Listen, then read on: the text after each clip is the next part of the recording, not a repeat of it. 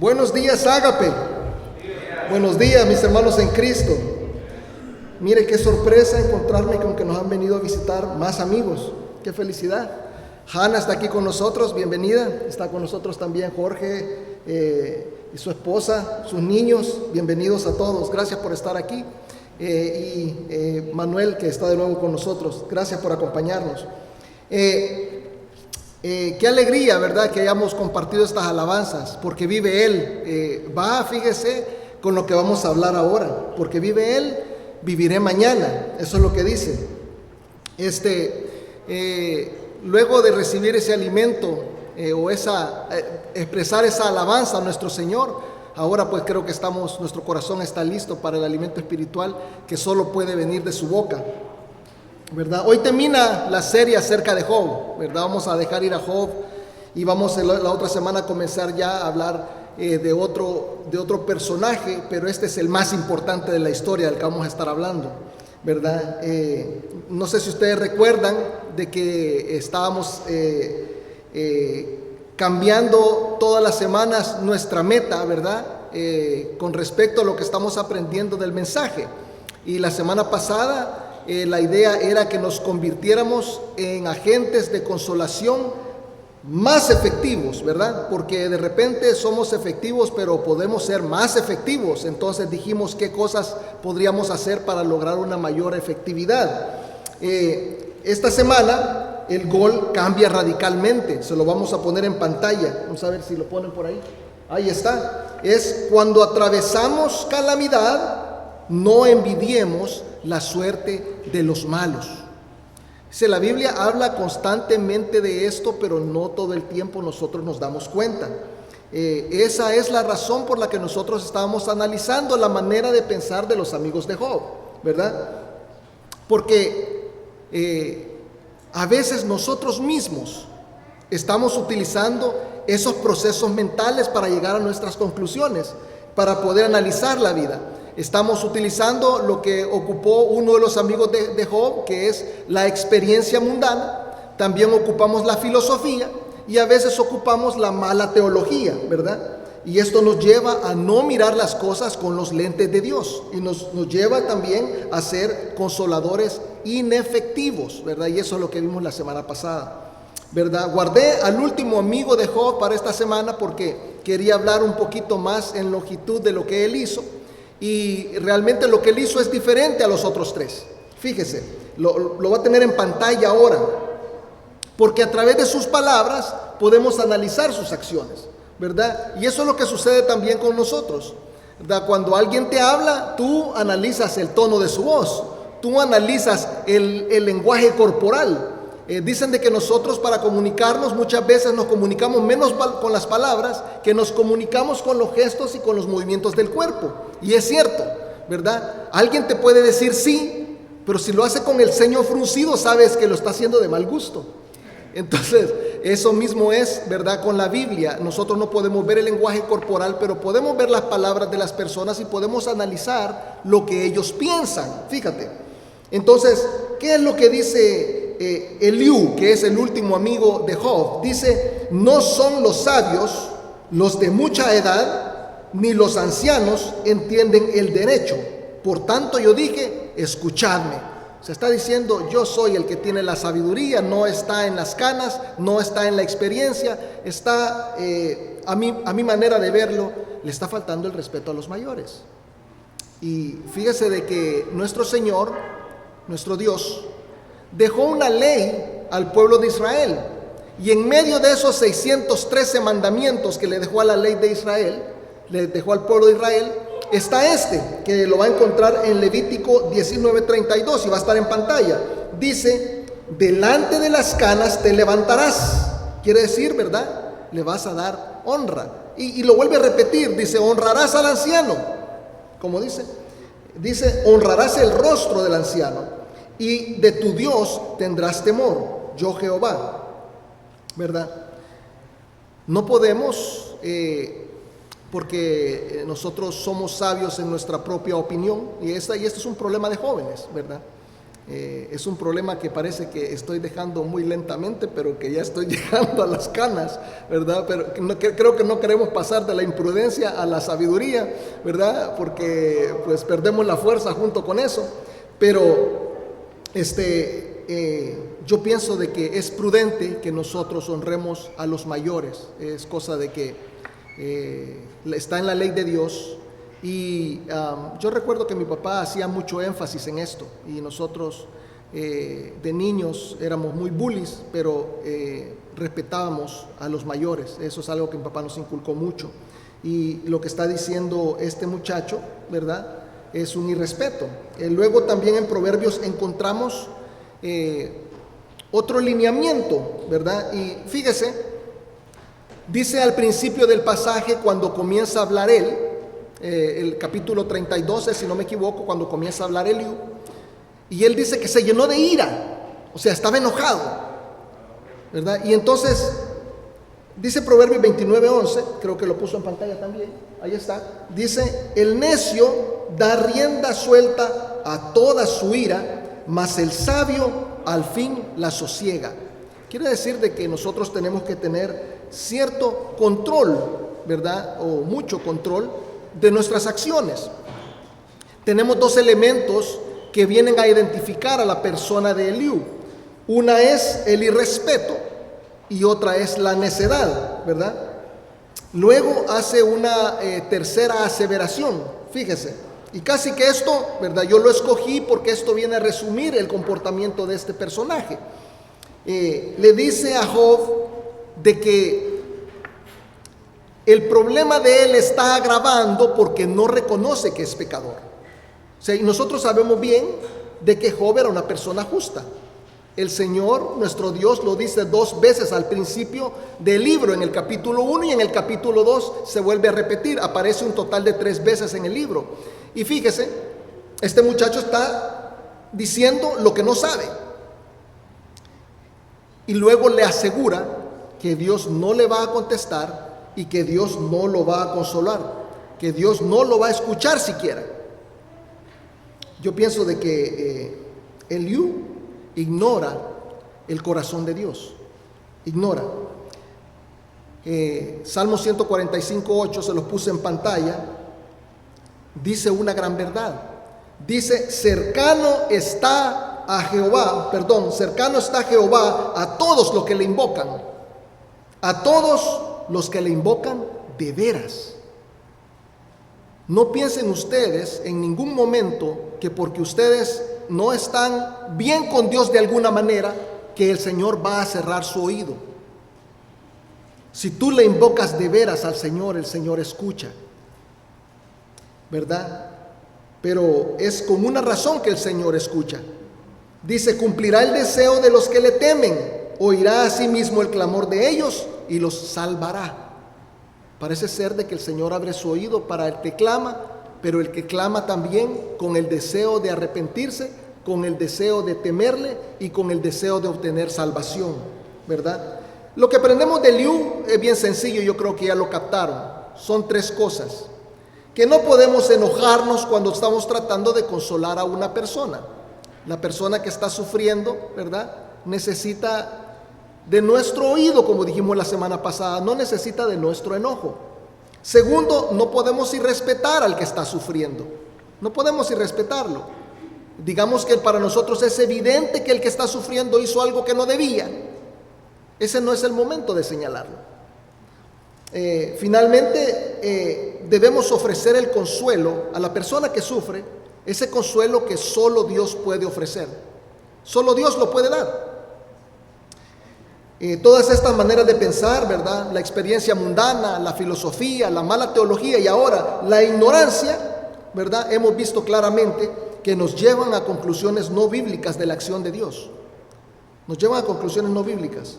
Llegamos a creer inclusive a través de estos pensamientos que Dios no existe, que Dios no hace nada o que obedecer a Dios no sirve de nada. Job contesta en algún momento: lo que ustedes dicen no tiene sentido, porque si fuera por mi mal que Dios me está castigando, Entonces, ¿por qué es que le va bien a los malos? Porque yo estoy viendo gente mala que le va muy bien.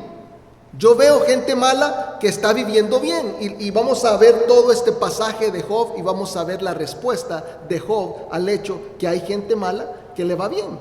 Eso es lo que vamos a analizar el día de hoy. Pero no lo vamos a hacer, ¿verdad?, sin presentar este culto a nuestro Señor, a ofrecérselo, ¿verdad?, como una ofrenda. Le voy a pedir que nos pongamos de pie en reverencia a Él y vamos a orar y vamos a leer su palabra siempre puestos de pie. Cierren sus ojos. Padre eterno, te doy gracias, Señor, por tu gran amor. Te doy gracias, Señor, por estar aquí entre nosotros, caminando en medio de tu gente, en medio de tu pueblo, porque tu intención siempre fue, Señor, habitar con nosotros. Te doy gracias, Señor, porque por el conocimiento tuyo hemos llegado a la salvación. Hemos llegado, Señor, a acercarnos a ti. Hemos llegado, Señor, a amarte. Hemos llegado a servirte. Y Padre, te doy gracias por todas las personas que están aquí. Te doy gracias por los hermanos que andan fuera del estado, otros que se han ido fuera del estado permanente por cuestiones de trabajo. Te pido que los cuides. Y a los que no pudieron llegar hoy, Señor, que les ayudes, Señor, en todo lo que están atravesando. Algunos de nuestros hermanos no han faltado porque están en medio de enfermedad. Te pido, Señor, que estés con ellos y que los consueles como solo tú lo sabes hacer, para que pronto puedan venir, Señor. Y aquellos que no están atravesando ninguna dificultad, pero tenían cosas que no podían posponer, te pido que estés con ellos y que sientan la necesidad, Señor, de estar contigo el domingo. Te doy gracias, Padre, porque eres bueno, porque tu misericordia es para siempre, y te pido que estés conmigo en este servicio, que no diga nada que sea desagradable a ti y que hable únicamente tu verdad. En Cristo Jesús te lo pido. Amén. Vamos a leer Job 21. Les pido que permanezcan de pie. Va a estar en pantalla, lo vamos a leer al unísono. Es Job 21 del 7 al 17. Job 21 del 7 al 17. Todos juntos. ¿Por qué viven los impíos y se envejecen y aún crecen en riquezas? Su descendencia se robustece a su vista y sus renuevos están delante de sus ojos. Sus casas están a salvo de temor, ni viene azote de Dios sobre ellos. Sus toros engendran y no fallan. Paren sus vacas y no malogran su cría. Salen sus pequeñuelos como manada y sus hijos andan saltando. Al son de tamboril y de cítara saltan y se regocijan al son de la flauta. Pasan sus días en prosperidad y en paz descienden al Seol. Dicen pues a Dios: apártate de nosotros. Porque no queremos el conocimiento de tus caminos. ¿Quién es el Todopoderoso para que le sirvamos? ¿Y de qué nos aprovechará que oremos a Él? He aquí que su bien no está en mano de ellos. El consejo de los impíos lejos esté de mí. Oh, cuántas veces la lámpara de los impíos es apagada y viene sobre ellos su quebranto. Y Dios en su ira les reparte dolores. Eso es lo que el Señor nos dice el día de hoy. Tomen asiento. Job está hablando con sus amigos hoy. Está hablando con sus amigos. Y la Biblia, fíjese, les continúa llamando amigos. Y usted puede decir: es que esos no son amigos. Todo lo que le han hecho a Job, lo han tratado mal, le han hablado feo, lo han acusado, lo han irrespetado, ¿verdad? Pero la verdad es que sí son amigos, porque la intención de ellos no es mala. El deseo del corazón de ellos era llegar al meollo del asunto. Querían llegar a la raíz del problema. Querían encontrar qué es lo que estaba sucediendo, que Job estaba sufriendo tal ataque, porque no se le puede llamar de otra manera. Estaba siendo atacado por todos lados, familiarmente, económicamente, físicamente. Era un ataque orquestado. Y ¿verdad? Vemos de que ellos dijeron dentro de sí: si encontramos el problema, podemos hacer que lo resuelva. Y si lo resuelve, él va a salir de su dolor, ¿verdad? Pero la verdad es que, aunque no están en contra de él, su consuelo no sirvió de nada, ¿verdad? Porque ellos creían erróneamente que todo mal que le sucede al hombre es resultado del pecado. Y muchas veces pensamos así nosotros hoy día. Si a nosotros nos comienzan a salir mal las cosas, decimos, es que lo que pasa es que como estoy faltando mucho a la iglesia, ¿verdad? Por eso me está comenzando a pasar esto, ¿verdad? O es que estoy alejado de Dios. Y mientras que puede ser cierto, puede ser que no lo sea. O sea, no siempre podemos encontrar en las cosas espirituales la razón de ser de lo que está sucediendo, ¿verdad? Yo creo que ellos creían que tenía que haber una razón para el sufrimiento, y la verdad es que en este caso específico de Job no la había. Era simple y sencillamente una prueba del Señor. El Señor se estaba glorificando en que Job fuera probado, y no hay nada más que explicación, ¿verdad? No había nada que se pudiera hacer para detenerla tampoco, ¿verdad? Yo creo que cuando Job habla, lo que está tratando de hacer él es decirles, ¿verdad? Como él sabía bien que no había hecho nada para merecer lo que le estaba sucediendo, él les estaba tratando de explicar de que su manera de pensar estaba mal. Estaba mal. Y entonces es que comienza a decir esto en estos versículos del 7 al 13. Les dice, fíjese, del 7 al 17 me parece que es. Y les dice, les va bien a los impíos. Les va bien a los impíos. Impío, fíjese, se lo voy a poner en pantalla, según la Real Academia Española de la Lengua, tiene 3 significados y los 3 son bien acertados. Impío significa falto de piedad. Impío también significa falto de religión. Y finalmente dice que es una persona contraria, hostil a la religión. O sea, es una persona mala. Eso es lo que quiere decir. Malo. Nosotros ya no ocupamos esa palabra, ¿verdad? Nosotros en nuestro lenguaje contemporáneo ya no decimos impío, ¿verdad? El hermano no me prestó su carro cuando yo estaba en necesidad, es un impío, ¿verdad? Que no decimos así, ¿verdad? Que si es malo el hermano, mala onda decimos, ¿verdad? Pero Job continúa diciendo que muchos malos les va muy bien, a muchos malos les suceden cosas extraordinarias, que no es porque son malos, porque es malo él que está sufriendo. Comienza a decir, los malos llegan a viejos. Eso es lo que está diciendo el pasaje. Yo no sé si ustedes se acuerdan todavía de lo que acaban de leer, pero dice, llegan a viejos, se llenan de años los malos. Los veo envejecer, los veo que hacen plata, los veo que hacen dinero, se enriquecen, tienen buenas y seguras posesiones que no se disipan. Fíjese, dice, hasta sus animales les salen sanos y tienen otros animales, sus animales, y también salen sanos, o sea, sus crías de sus animales no están saliendo mal y ellos son malos. Dice, fíjese, que tienen muchos hijos. Y en el Antiguo Testamento, yo sé que ustedes lo saben, tener hijos era una gran bendición. Todavía lo es, pero la gente no lo mira de esa manera. Ahora nosotros estamos limitando la cantidad de hijos que vamos a tener. Hacemos números, ¿verdad? Para ver cuántos hijos podemos mantener, dependiendo de cuánto ganamos. Y algunas muchachas, ¿verdad? Y muchachos deciden no tener los hijos. No se dan cuenta de que son una bendición de Dios. Pero en ese tiempo sí se comprendía completamente qué clase de bendición era el tener hijos. De hecho, si una mujer no podía tener hijos, se consideraba maldita por Dios. Fíjese, era tremenda tristeza. Por eso es que Ana lloraba junto al templo y por eso le murmuraba al Señor y estaba en este trance profundo, tratando de, ¿verdad?, que el Señor la sacara de este dolor, que no podía tener hijos. Y así fue como vino el Señor a darle a Samuel. Y fíjese, dice Job también de que el mal no llega a las casas de los malos, ¿verdad? Parece que estuvieran protegidos por Dios.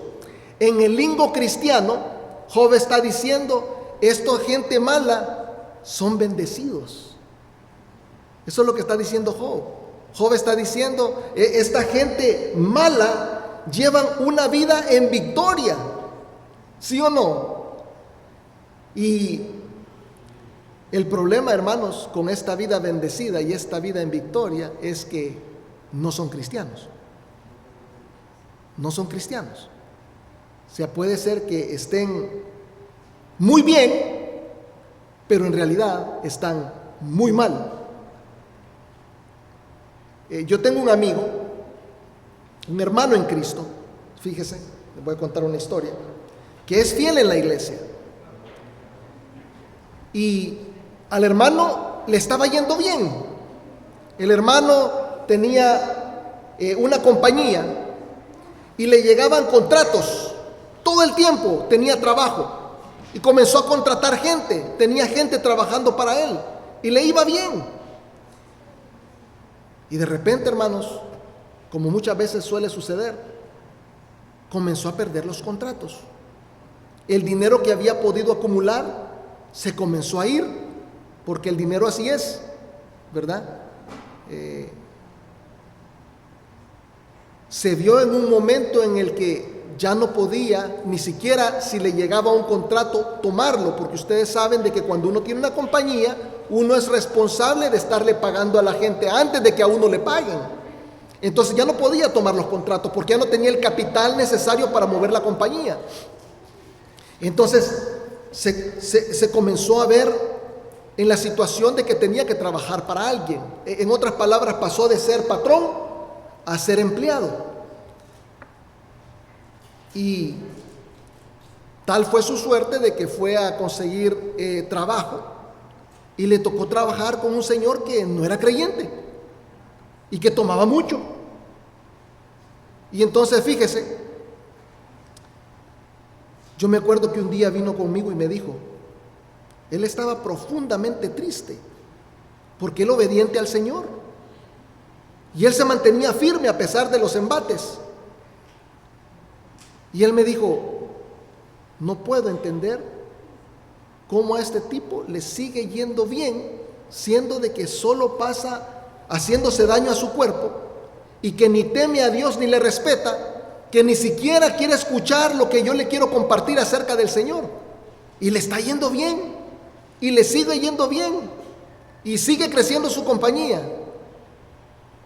No sé por qué el Señor me está haciendo esto cuando yo soy su hijo. Sí pensamos así nosotros a veces. Sí lo pensamos. Es frustrante pasar por estas situaciones. Es frustrante. Y eso es precisamente lo que está diciendo Job. Job está describiendo la situación de mi amigo. Job está diciendo a él y a nosotros que a los malos les puede ir bien. Sí puede suceder. Les puede suceder que le va bien a aquellos que no creen en Dios. Les puede suceder que les va bien a aquellos que no le temen, ¿verdad? Esta gente ni siquiera les importa invertir tiempo en Dios. No les importa invertir dinero en Dios. No les importa, ¿verdad? De hecho, encuentran inútil hacerle una oración a Dios. Creen que no hay por qué orarle a ese Dios, ¿verdad? Hay unos, como dice Job, que hasta le piden que se aparte de ellos, se burlan del Señor. Y nosotros decimos, ¿cómo es que no les cae un rayo? ¿Cómo es que, verdad, no los fulmina el Señor? Uno los oye decir esto y se aparta porque uno piensa que va a caer el rayo. Pero fíjese que siguen viviendo y no hay consecuencias. No hay disciplina, ¿verdad? No hay castigo. Y la arrogancia de ellos es rampante. Es inaudito, no lo entendemos. En pocas palabras, los malos están ganando. Y entonces nosotros decimos, no nos gusta ver eso, porque a nosotros nos gusta ver que ganan los buenos, ¿sí o no? Cuando leemos en la Biblia esas historias, ¿verdad?, donde ganan los buenos, nos sentimos llenos de energía. Y esa es la razón también por la que vamos al cine y vemos películas de superhéroes. Queremos que gane el bueno. ¿En cuál película donde gana el malo usted sale bien feliz y contento? No sale contento uno. Ya sabe que el que escribe un guión de una película tiene que ganar el bueno, o entonces no le da gusto a la gente. No queremos ver que ganen los malos. Fíjese, pero en la vida real los malos sí ganan. Sí ganan. Pero Job en los últimos 2 pasajes está diciendo algo que viene a abrir los ojos de las personas. Y esto quiero que lo desempaquemos un poco lentamente. Job 21:16 en pantalla dice: he aquí que su bien no está en mano de ellos.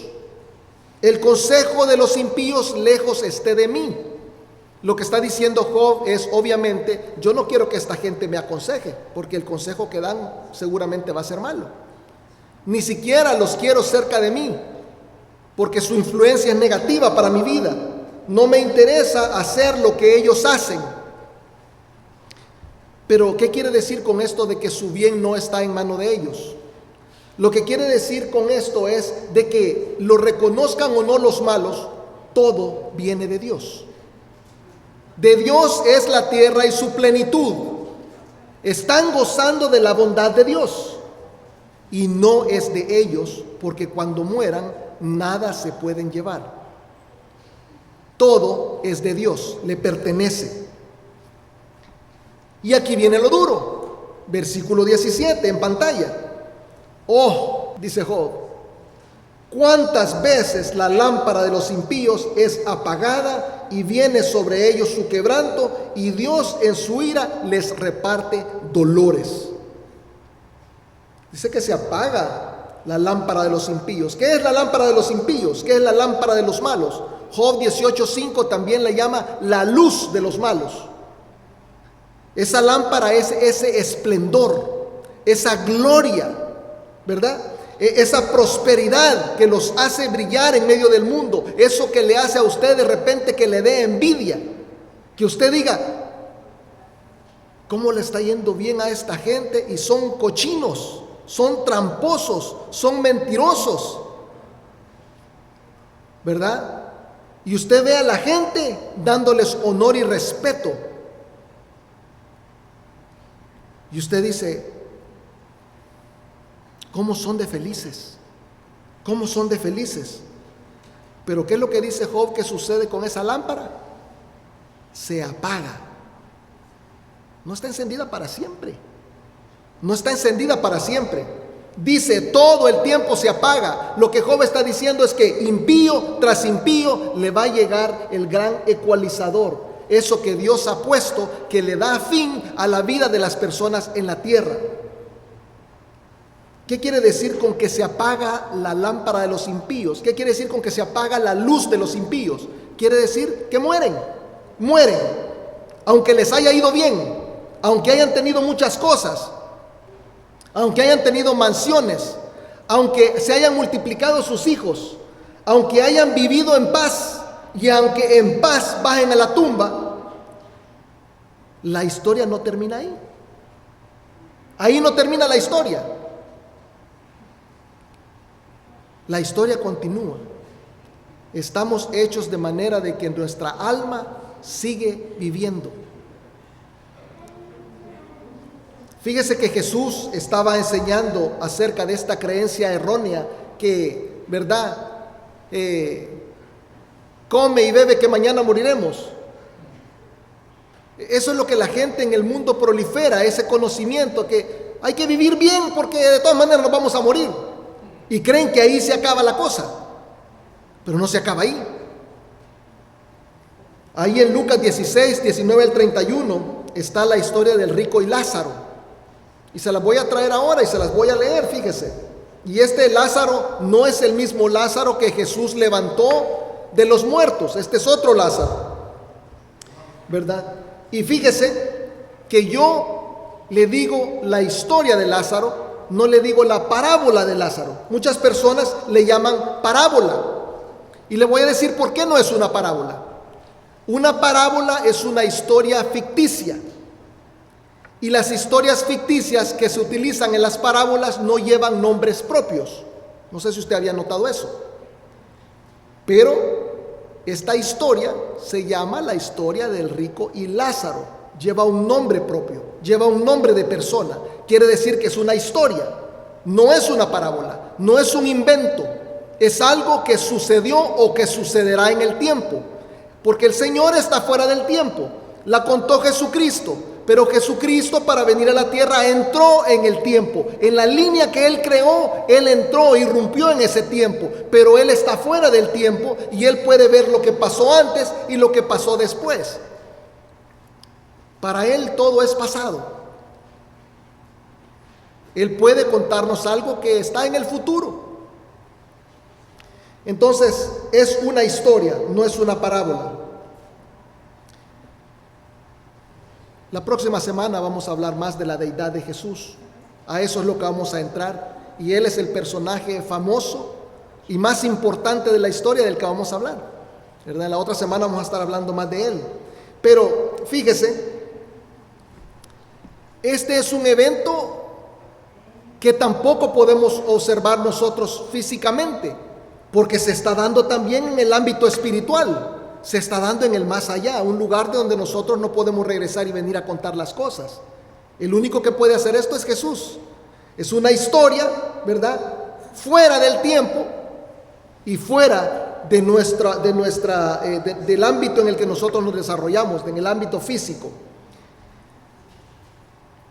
En pantalla le voy a poner dónde es que está la historia. Está en Lucas 16, del 19 al 31. Yo se la voy a leer rápidamente. Lucas 16, del 19 al 31. Dice: había un hombre rico. Yo sé que muchos ya conocen esta historia, pero algunos no la conocen y es mejor que la leamos. Había un hombre rico que se vestía de púrpura y de lino fino. Quiere decir que se vestía bien. Hacía banquete con esplendidez cada día. Quiere decir que comía bien, se vestía bien, comía bien. Había también un mendigo llamado Lázaro, ¿verdad? Y yo le digo mendigo porque así se dice, no es mendigo, ¿verdad? A mí una vez me explicaron cuál es la diferencia entre mendigo y mendigo y me dio mucha risa, pero es cierto. Dice que mendigo es el que pide y mendigo es el que no da.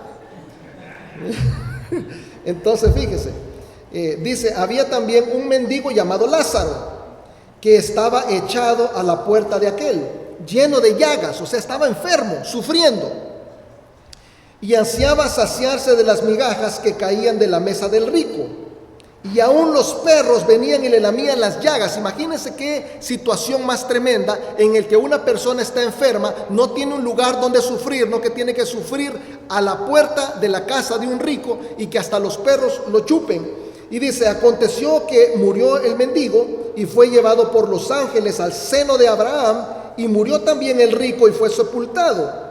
Y en el Hades alzó sus ojos, estando en tormentos, y vio de lejos a Abraham y a Lázaro en su seno. Entonces él, dando voces, dijo: Padre Abraham, ten misericordia de mí, y envía a Lázaro para que moje la punta de su dedo en agua y refresque mi lengua, porque estoy atormentado en esta llama. Pero Abraham le dijo: Hijo, acuérdate que recibiste tus bienes en tu vida, y Lázaro también males. Pero ahora este es consolado aquí, y tú atormentado. Además de todo esto, hay una gran cima que está puesta entre nosotros y vosotros, de manera que los que quisieren pasar de aquí a vosotros no pueden, ni de allá pasar acá. Entonces le dijo: te ruego pues, Padre, que lo envíes a casa de mi padre, porque tengo 5 hermanos, para que les testifique, a fin de que no vengan ellos también a este lugar de tormento.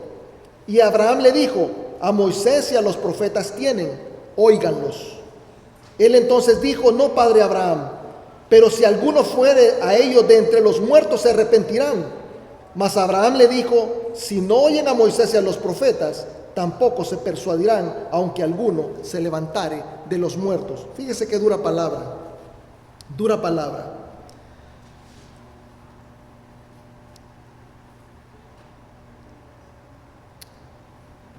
¿Dónde se encontró? Fíjese que se encontraron los dos en diferentes lugares. En el momento dice a dónde fue uno y a dónde fue el otro. ¿Dónde se encontró el mendigo? Se encontró en el seno de Abraham. En el seno de Abraham. ¿Qué es el seno de Abraham? ¿Verdad? Este término solamente aparece en Lucas. La única vez que aparece en Lucas, en el pasaje que nosotros acabamos de leer. Fíjese. Y significa junto a Abraham, ¿verdad? Jesucristo estaba hablando del cielo, ¿verdad? Porque eso es lo que está enseñando él. La existencia de lugares reales más allá de la vida, uno bueno y uno malo, el cielo y el infierno. Hay cielo y hay infierno. El Señor Jesús lo dijo. Entonces, fíjese, Lázaro se fue al cielo, el rico se fue al infierno. Lázaro no se fue al cielo por pobre. No quiero que se lleve la idea de que, pues yo soy pobre, me voy para el cielo, ¿verdad? Y el rico se fue para el infierno. Y si usted es rico, tampoco porque es rico se va a ir para el infierno. O sea, uno no se fue al cielo por pobre ni el otro se fue al infierno por rico. El mendigo fue al cielo porque puso su confianza en Jesucristo. ¿Cómo lo hizo? Lo hizo mediante la fe. ¿Y cómo sé yo esto? Porque dice que está al lado de Abraham. Y Abraham es el padre de la fe. Lo que está diciendo es: este hombre puso la fe en Cristo y ahora está siendo consolado. Hablando siempre de los amigos de Job, muchas veces los humanos somos inefectivos para consolar. Un amigo está pasando dolores y nosotros hacemos todas estas tonterías que hicieron los amigos de Job. Y nosotros no nos sentimos consolados por nuestros amigos. Pero lo que está diciendo este pasaje el Señor Jesús dice: ahora está aquí siendo consolado. Recibió males en la tierra, pero cuando estés con el Señor vas a ser consolado eternamente. El dolor y el sufrimiento que atravesamos nosotros en la tierra no es permanente. Fíjese qué importante saber eso. Porque de repente nosotros no sabemos ni por qué nos está lloviendo sobre mojado. Nos está pasando una cosa, nos está pasando otra, y nosotros no sabemos ni qué hacer. Vamos a la iglesia, pedimos perdón, damos de nuestro dinero, trabajamos para el Señor y sigue sucediendo mal. Y nosotros decimos: ¿cuándo se va a acabar esto? ¿Por qué me está castigando el Señor? Seguramente no te está castigando, seguramente te está probando. Quiere que te mantengas fiel. Quiere que te mantengas fiel.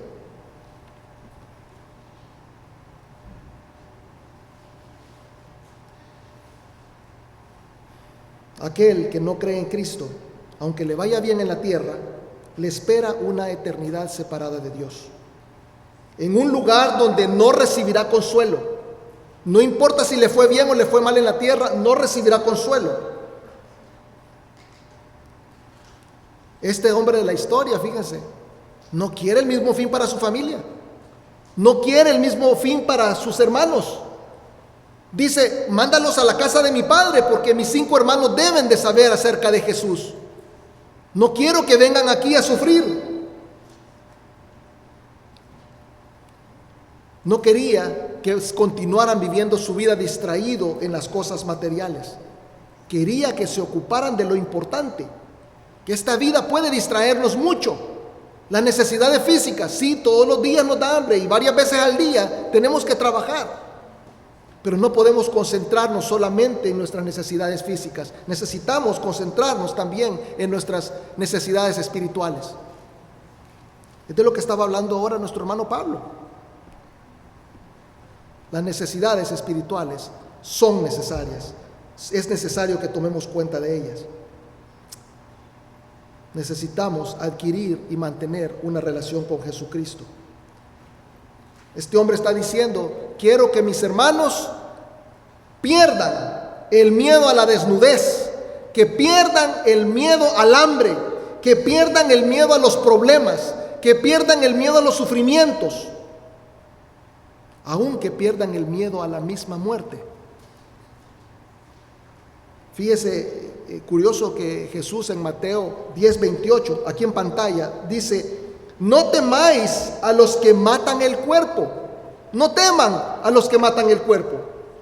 Dice: temed más bien a aquel que puede destruir el alma y el cuerpo en el infierno. El temor nuestro debe de estar puesto en Dios.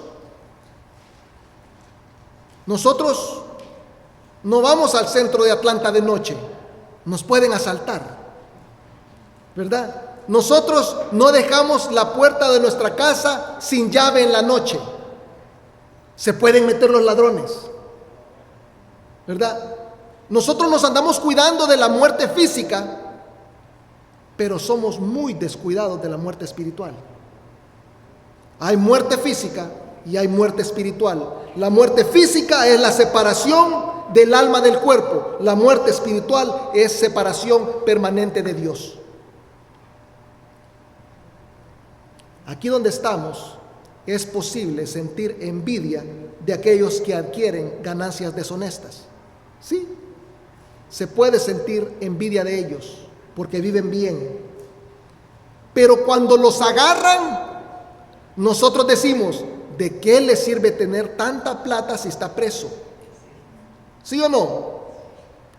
Y hay unos que ni se quieren dejar agarrar. Saben que viene la policía y se quitan la vida. Y ustedes saben historias de esas. Entonces dice uno, ¿de qué les sirve tener tanto si ya ni vida tienen? Entonces, no debemos envidiar a aquellos que amontonan dinero de manera deshonesta, porque acaban presos o acaban muertos. Pero es peor todavía que no crean en Jesucristo, porque no solamente acaban presos o acaban muertos, sino que acaban en el infierno. Así es que es. Así es que es. Pueden vivir una vida tranquila, pero al morir recibirán una condena eterna y muy grave.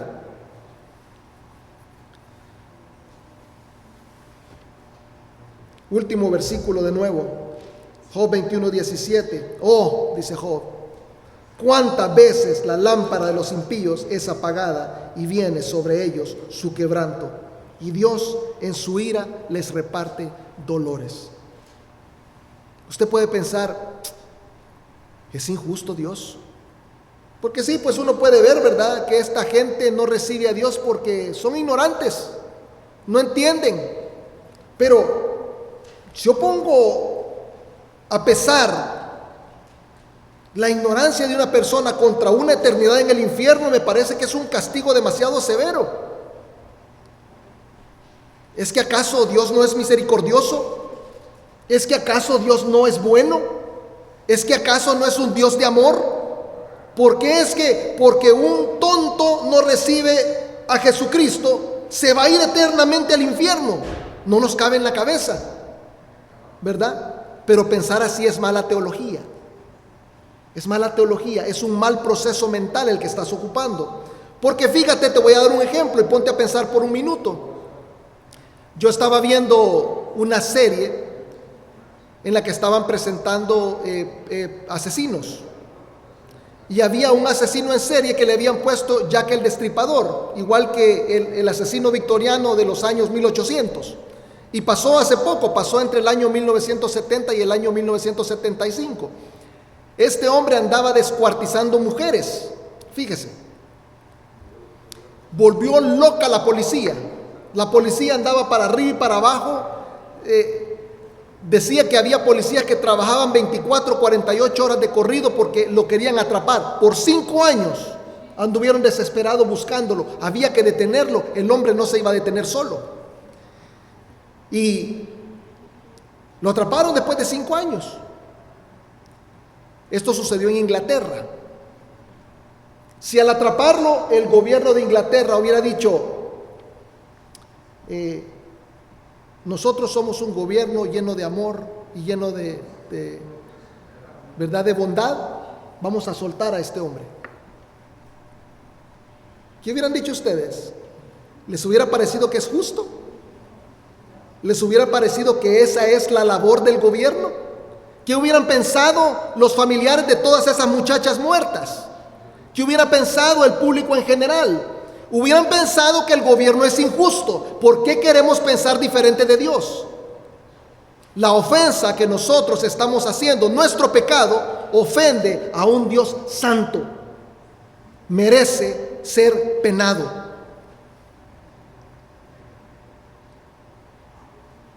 En pantalla, Romanos 6:23 dice: porque la paga del pecado es muerte, mas la dádiva de Dios es vida eterna en Cristo Jesús, Señor nuestro. Repítanlo conmigo: porque la paga del pecado es muerte, mas la dádiva de Dios es vida eterna en Cristo Jesús, Señor nuestro. Si ya sabemos que la paga del pecado es muerte, y sabemos que podemos ser perdonados mediante Jesús, el que sale frito porque quiere, especialmente de este lado de la tierra. Como dijo el hermano Pablo, hay 2 veces la cantidad de América en personas que no conocen a Jesucristo, que no se los exponen, pero nosotros ¿qué excusa tenemos? Estamos en un lugar donde el Señor es expuesto ampliamente. ¿Por qué creemos que debemos ser perdonados sin arrepentirnos y pedir perdón? No hay excusa, no hay razón. Lo hacemos por conveniencia, porque queremos ser impunes e irresponsables delante del Todopoderoso, pero las cosas no funcionan de esa manera. No funcionan así, ¿verdad? No importa a qué iglesia vayas, no importa a qué santo le reces, no importa si vienes a esta misma iglesia y tienes el conocimiento correcto, si tú no te arrepientes de tu pecado y recibes a Jesucristo como Señor y Salvador, hasta ahí llegaste. No importa que tú creas que porque vienes aquí eres cristiano. No importa. No importa. Algunas personas creen que somos fanáticos porque nosotros vivimos de acuerdo a las reglas que el Señor impone. Creen que somos fanáticos porque damos el 10%. Yo he tenido personas que se burlan de mí. Una vez, y peor para nosotros los hombres, ¿verdad? Cuando lo dice una mujer es peor. Una compañera de trabajo me dijo: ¿y tú diezmas? Y le digo: sí. ¿Estás loco?, me dijo. ¿Estás loco? Yo no boto mi pisto en eso. Así me dijo. Era hondureña, hablaba igual que yo, pero yo soy salvadoreño, pero hablamos igual. Y me dijo: yo no boto mi pisto en eso. Yo no boto mi dinero en eso. Dijo: eso es un desperdicio. Eso es lo que me dijo. Pero las personas que honran a Dios con su dinero, las personas que honran a Dios con su tiempo, las personas que vienen a escuchar la palabra de Dios, no es que son salvos porque las obras los salvan, sino porque esas obras son evidencias de que tienen una relación con Jesucristo. Es una evidencia de que le aman. Por sus obras los conoceréis, y por su amor los conoceréis. Es el fruto que resulta del verdadero cristianismo. Dios no puede separar su amor de su justicia. Si ustedes quieren un Dios que perdona sin pedir perdón, es un Dios injusto y es un Dios corrupto. Nosotros tenemos un Dios perfecto.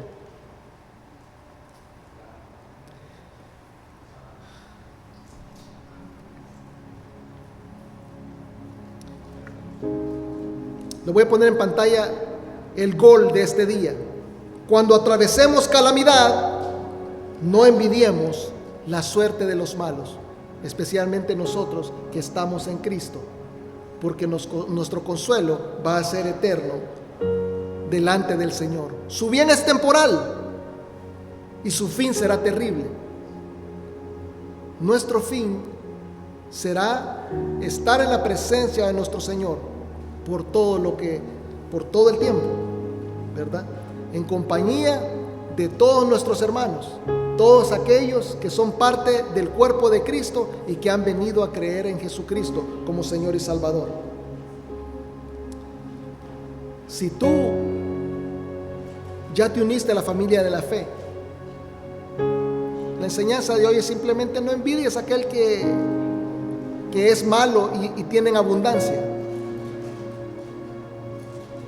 Y si tú no eres de la familia de la fe, es necesario que consideres arrepentirte y recibir a Jesucristo como Señor y Salvador.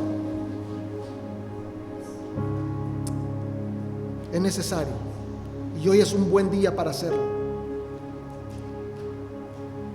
Vamos a cerrar nuestros ojos para orar. Y la primera oración que voy a hacer, no tienen que hacerla todos, pero la pueden hacer aquellos que no han recibido a Jesucristo como Señor y Salvador. Y con los ojos cerrados todo el tiempo, entre una oración y otra voy a pedir que levante la mano aquel que haya recibido a Jesucristo como Señor y Salvador, para que lo reconozcamos como hermano. Y finalmente vamos a hacer una oración de cierre. Entonces cerremos nuestros ojos. Señor, yo sé que tengo pecado. Señor Jesucristo, yo sé que viniste a la tierra a morir por mi pecado. Señor Jesús, yo me arrepiento ahora de haber vivido la vida que viví. Yo vengo delante de ti a pedirte perdón. Vengo delante de ti a decirte que sí, acepto ese regalo de vida eterna. Vengo a decirte que sí, creo que tú eres Dios y que tú eres el Cristo, el Mesías anunciado, aquel que nosotros esperamos para que nos libertara. Señor Jesús, gracias por el regalo que me estás dando, por escribir mi nombre en el libro de la vida, por recibirme como parte de la iglesia y por todo lo que has hecho por mí. Te doy gracias por haberme traído a este lugar, por haber escuchado tu verdad, porque si no fuera por tu Santo Espíritu, yo ni siquiera, Señor, podría haber entendido el mensaje de salvación. Gracias, Señor. Bendito seas por los siglos de los siglos. Amén. Con sus ojos cerrados, si alguno hizo esta oración, levante su mano. Si alguno recibió a Jesucristo como Señor y Salvador, levante su mano.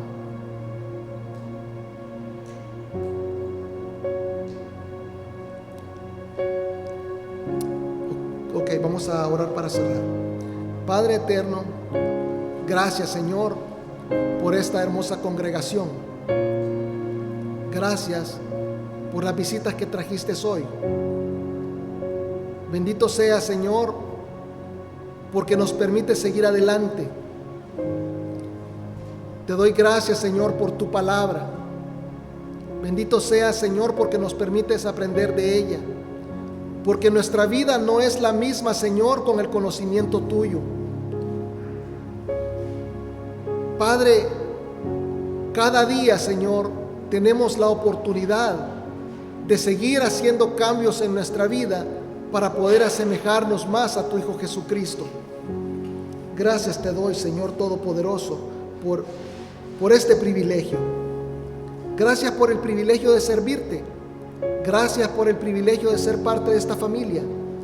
Gracias porque, Padre, siendo parte de tu cuerpo, soy de utilidad para tu reino. Gracias, Señor, porque nos cuidas. Gracias, Señor, porque nos proteges. Gracias, Señor, porque nos provees. Y te pido, Padre, que a cada uno de los que están aquí les bendigas esta semana, Señor, y les lleves con bien a sus casas. Gracias por todo el amor que nos muestras. En el nombre de tu Hijo Jesucristo te doy gracias. Amén. Bendito sea nuestro Señor. Dios les bendiga, hermanos.